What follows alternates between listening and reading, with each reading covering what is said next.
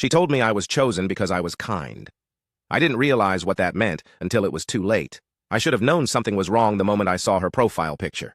Not because there was anything obviously sinister about it, quite the opposite.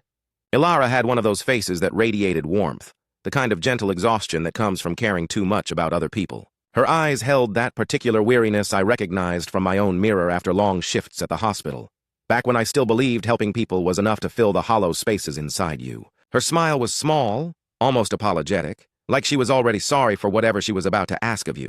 That should have been my first warning. The volunteering app had been downloaded on a whim during one of those 3 a.m. spirals when you're scrolling through your phone trying to outrun your thoughts. I'd been feeling unmoored since leaving my nursing job. Burned out, they called it, though it felt more like I'd simply run out of whatever fuel makes you care about getting out of bed. The app promised meaningful connections through service, which sounded better than another dating profile or another night watching strangers live their lives on social media. I filled out the questionnaire, checked boxes about my interests and availability, and forgot about it until the notification came through 3 days later. Ilara has invited you to volunteer at Mercy House Crisis Shelter. Night shift assistance needed. Your profile suggests you'd be perfect for this. Perfect. That word should have made me pause. Perfect for what exactly? But I was lonely and purposeless and stupid enough to think that kindness might save me from myself, so I accepted. The shelter was located in a part of town I didn't know well, tucked between a closed-down factory and a stretch of empty lots where buildings had been demolished but nothing new had risen to replace them. The neighborhood had that particular quality of urban decay that makes you feel like you've stepped outside of time. Streetlights that flickered more than they illuminated. Sidewalks cracked and sprouting weeds. The kind of silence that feels less like peace and more like held breath.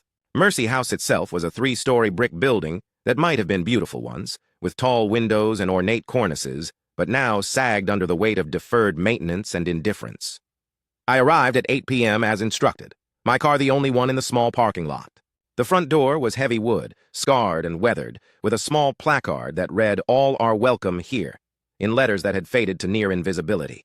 I knocked, waited, knocked again. Just as I was pulling out my phone to check if I had the right address, the door swung open. Ilara looked exactly like her photo, which was somehow more unsettling than if she'd looked different. People never look exactly like their pictures. There's always some small discrepancy, a different angle or lighting that reveals the gap between image and reality.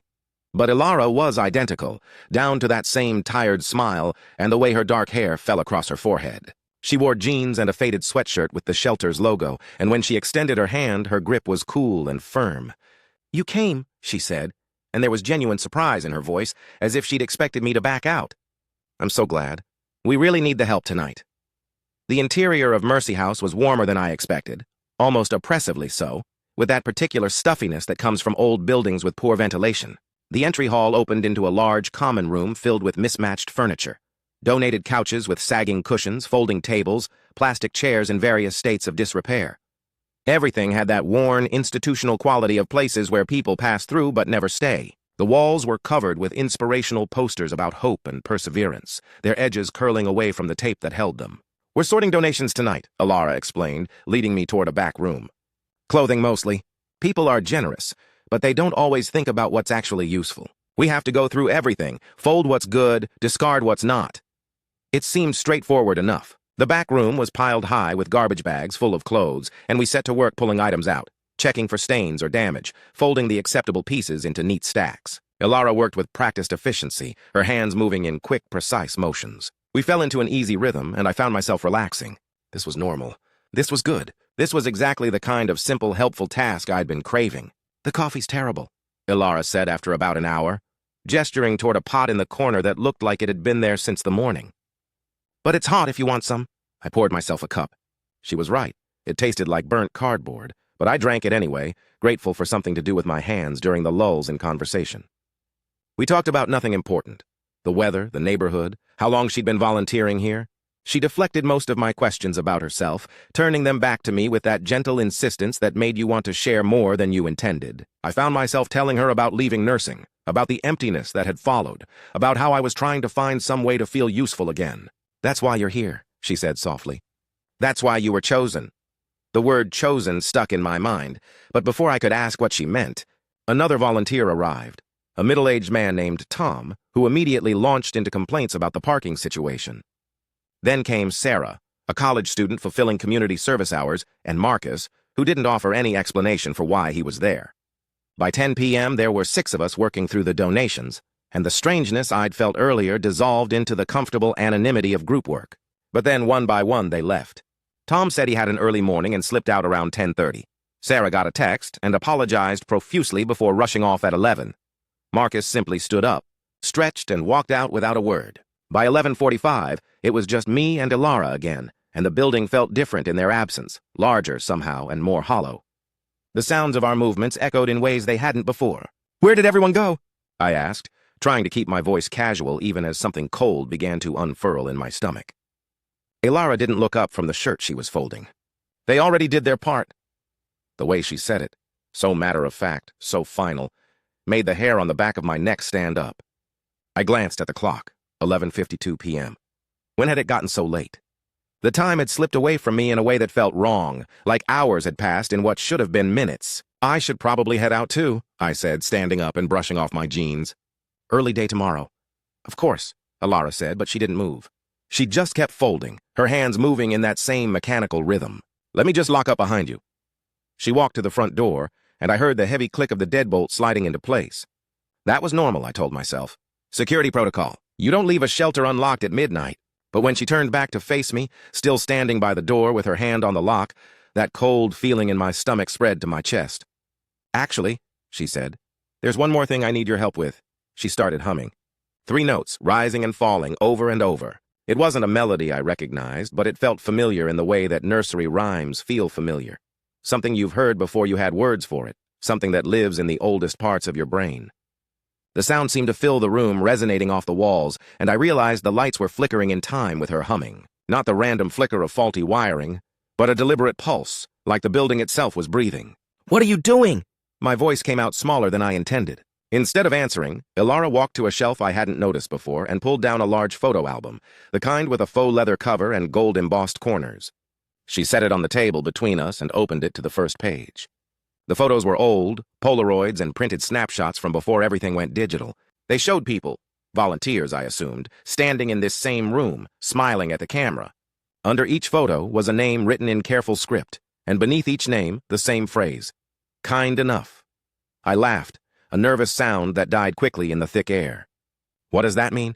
"Kind enough for what?" Ilara turned the pages slowly, revealing more photos, more names, more repetitions of those 2 words. Some of the photos were recent, printed on glossy photo paper. Some were so old they'd faded to sepia. But they all had that same phrase written in the same handwriting, despite spanning what must have been decades. "The house needs kindness," Ilara said, her voice taking on a dreamy quality, like she was reciting something she'd memorized long ago. "It feeds on it, on people who care, who want to help, who have that particular softness that makes them stay when they should run. You have it. I could tell from your profile. That's why you were chosen." I backed toward the door, my heart hammering against my ribs. "This is insane. Let me out." "I can't," she said, and she sounded genuinely sorry. "Not until it's done. Not until you've given what you came here to give." I grabbed the door handle and pulled, but it wouldn't budge. The deadbolt was locked, and when I looked for the key, there was nothing, just smooth metal where the keyhole should have been. I pulled out my phone, but the screen showed no signal, no bars, nothing but my reflection in the black glass. "It won't work," Ilara said. She was still standing by the table, still holding the album. "Nothing works once the house decides. It's been waiting for you. It's been hungry." The smell hit me then, copper and rust and something organic and wrong, like meat left too long in the sun. It seemed to seep from the walls themselves, growing stronger with each pulse of the flickering lights. I spun around, looking for another exit, a window, anything, and that's when I saw the album on the floor. I hadn't seen Ilara drop it. I hadn't heard it fall. But there it was, open to a page near the back. And on that page was a blank space where a photo should be. Above the space, written in that same careful script, was my name. My full name, spelled correctly, even though I'd never told her my last name. And below it, in ink that looked wet and fresh, "Kind enough." "No," I whispered. "No, no, no." "It needs to know you care," Ilara said, and she was closer now, though I hadn't seen her move. Her eyes caught the emergency exit light, reflecting it back in a way that human eyes shouldn't. Like there was something behind them that wasn't quite her. "It needs to feel your kindness. That's what feeds it. That's what keeps it alive." I don't remember what happened next. There's a gap in my memory, a blank space like the one in the album where my photo should be. One moment I was backing away from Ilara, my hands raised as if I could ward her off, and the next I was waking up outside, lying on the cracked pavement of the parking lot with the sunrise cutting through the fog in sharp golden lines. My car keys were on my chest, placed there deliberately, carefully. My phone was in my pocket. When I pulled it out, my hands shaking so badly I almost dropped it, I saw that it was 6:47 a.m. I'd lost 7 hours. The photo gallery icon had a notification badge, 87 new photos. With trembling fingers, I opened it. They were all of me. Standing in the common room of Mercy House, smiling at the camera. In some, I was alone. In others, Ilara stood beside me, her arm around my shoulders, both of us grinning like old friends. In every single photo, I looked happy, peaceful, like I'd found exactly what I was looking for. I didn't remember any of them being taken. I drove home in a daze, my mind refusing to process what had happened. I told myself it was a prank, an elaborate joke, maybe something to do with the app. But when I tried to find Mercy House Crisis Shelter online, there was nothing. No website, no social media presence, no mention in any directory of local charities. I drove back to the address that afternoon in full daylight and found the building boarded up, a condemned notice on the door dated 2012. The police were polite but skeptical when I filed a report. They checked the building, I watched them do it, and confirmed it had been abandoned for over a decade. No signs of recent entry, no evidence of anyone living or working there. The photos on my phone, they suggested, could have been doctored. Maybe I'd had too much to drink, blacked out, and someone had played a prank. It happened more often than I'd think. I wanted to believe them. I tried to believe them. I deleted the app, blocked Ilara's profile, threw myself into finding a new job, a new routine, a new normal. For 3 weeks, I almost convinced myself it had been some kind of breakdown, a stress-induced hallucination brought on by isolation and purposelessness. Then last night, my phone buzzed with a notification. The app was back, installed on my phone despite me having deleted it, and there was a message waiting. Ilara has invited you to another shift at Mercy House Crisis Shelter. She says you're still kind. She says the house is still hungry. She says you gave so much the first time, but there's always more to give. Will you come back? Below the message was a photo. Me, standing in that common room, smiling, but this photo was new. I was wearing the clothes I'd worn yesterday, a shirt I'd bought just last week. In the background, barely visible in the shadows, were other figures, other volunteers, all of them smiling, all of them with that same peaceful, empty expression. And in the corner, almost hidden, was Ilara. She wasn't looking at the camera. She was looking at me, and her smile was different now, wider, hungrier, more real than it had ever been in person. The notification is still on my phone. I can't delete it. I've tried factory resetting, I've tried throwing the phone away and getting a new one, but the message always comes back. Every night at exactly 11:52 p.m. my phone buzzes, and there it is. Ilara has invited you to another shift. And the terrible thing, the thing that keeps me awake every night, is that part of me wants to go back. Part of me remembers those 7 lost hours not as terror but as peace, as purpose, as finally being useful in a way that mattered. I remember the feeling of being chosen, of being kind enough, of feeding something that needed me. I haven't gone back yet. But the pull gets stronger every night. The app shows me more photos. Me and Ilara and all those other volunteers. All of us so happy, so fulfilled, so perfectly kind.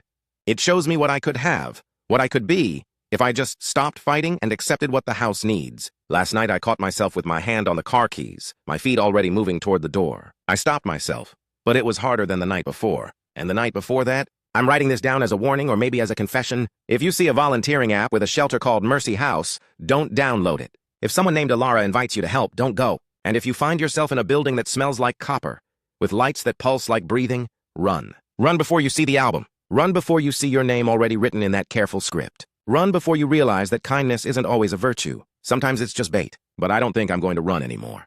The notification just came through again, 11:52 p.m. right on schedule. And this time the message is different. The house misses you. The house needs you. You were so kind the first time. Won't you be kind again? Won't you come home? And God help me, I'm getting my keys. Because maybe Ilara was right. Maybe I was chosen.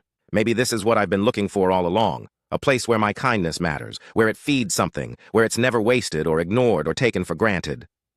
A place where being kind enough is finally enough. I'm going back to Mercy House tonight. I'm going to walk through that heavy wooden door and let Ilara lock it behind me. I'm going to smile for the camera and let the house take whatever it needs. And maybe, just maybe, I'll finally feel full instead of hollow. If you're reading this, it means I didn't come back. It means I'm still there, in that building that doesn't exist, feeding the thing that lives in the walls with my kindness. It means I became another photo in the album, another name with kind enough written beneath it.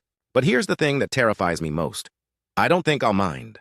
I think I'll be happy there, in whatever way the house allows. I think I'll finally have found my purpose. And if you get an invitation from Ilara, if you see Mercy House on your volunteering app, if you feel that pull toward helping something that needs you so desperately, maybe you'll understand. Maybe you'll go too. Maybe you're kind enough. Maybe we all are in the end. The notification is buzzing again. It's time to go. See you at Mercy House.